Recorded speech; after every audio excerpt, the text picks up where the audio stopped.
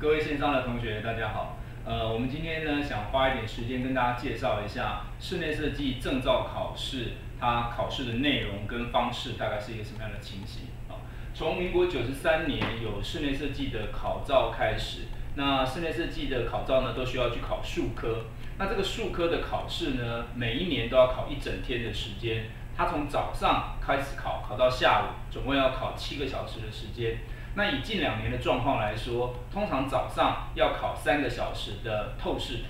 那这个透视图呢，它的要求这个就是要画一张像这么样大的一个图。这张图画纸是我们同学所画的图，它是一张 A1 的图纸，左右有84.1公分，上下是59.4公分。那在这么大张的图纸上面呢，每年考透视的方法呢，都是由题目出一题像这样子的平面图。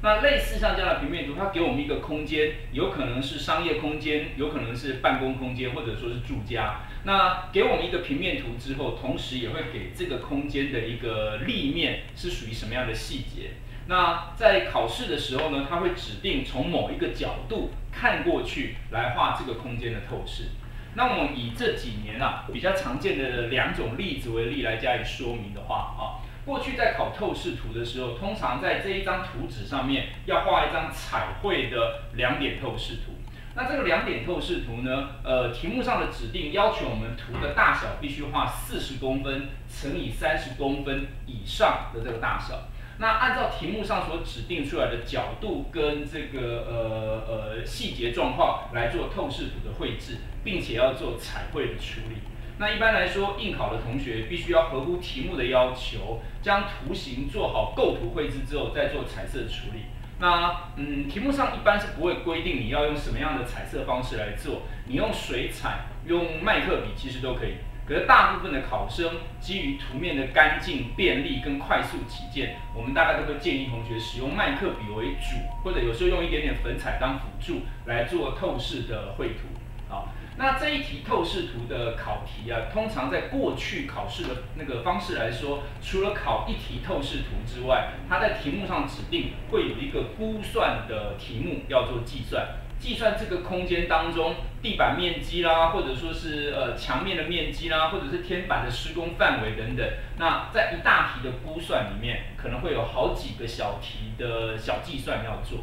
那除了有透视、有估算之外，以过去的状况来说，也常常都需要我们考大样图的绘制。那在这个空间当中，指定某个角度或某个家具或某个天板的细节，以1:1到1/2或者1/3的这种状况为主来做图形的绘制所画出来这叫大样图。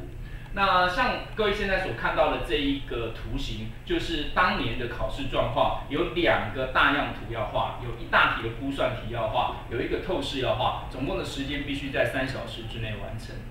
可是从去年103年跟今年104年的状况来说，考试的题目呢，有时候它会做一点小小的调整跟变化。像各位线上的同学，你现在看到的这一个是模拟近2年的考试状况所画的图形。同样在3小时的 A1 图纸上面，指定你要画一个透视图，并且上彩处理。那现在各位在这一张上面所看到的，我们同学所画的，就是以麦克笔为主，然后搭配粉彩做光影跟这个比较有气氛的一个效果的展现。那这张图是透视的表现，一样以2点透视的方法来画。可是呢，在去年103年跟今年104年的状况来说，它就没有考估算。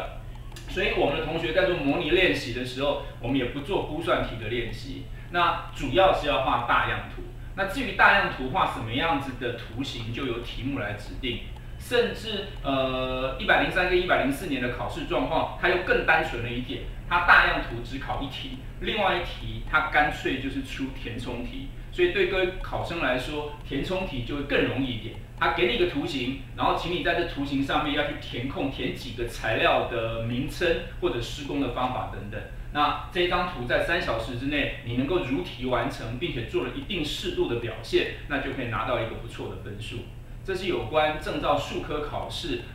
上午的透视题所考试的方法，我们提供给大家做一个了解。